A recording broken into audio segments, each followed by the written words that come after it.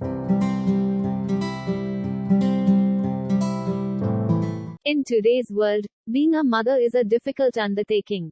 We have to cope with the usual parenting concerns, such as our kids being unsure about everything or asking a million questions.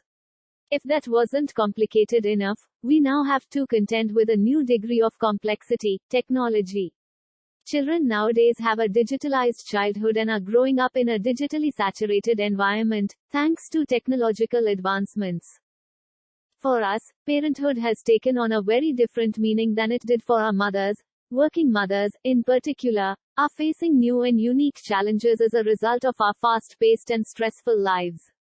Parenting has never been an easy endeavor, and difficulties have always been a part of it. However, we now have to deal with a confluence of factors like technology, quickly changing family relations, a never-ending information cycle, and a failing educational system. Children nowadays, unlike us, do not play cricket or other outdoor sports with other kids in the neighborhood.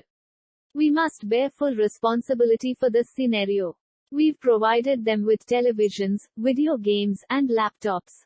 As a result, they choose to remain indoors rather than outdoors, resulting in reduced immunity, social isolation, obesity, and other health risks.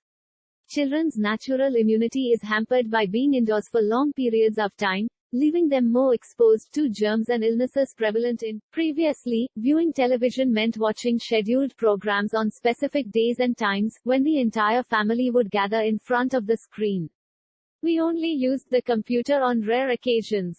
We are currently parenting in the digital age. As a result of the digital age, current parenting approaches have given rise to a new wave of high-tech concerns to deal with, as well as other fears, in which children have unlimited and unrestricted access to all types of web information. When our parents were away, we had our grandparents by our sides to watch out for us and impart excellent values in us. Then we learned about the nuclear family, which is a notion in which families nowadays do not have grandparents and children are raised by themselves. With free access to practically all media and content, youngsters begin to believe that it is okay to consume, assimilate, and mimic all of the content in their daily lives. As a result, once they reach a certain age, we are unable to teach them moral principles.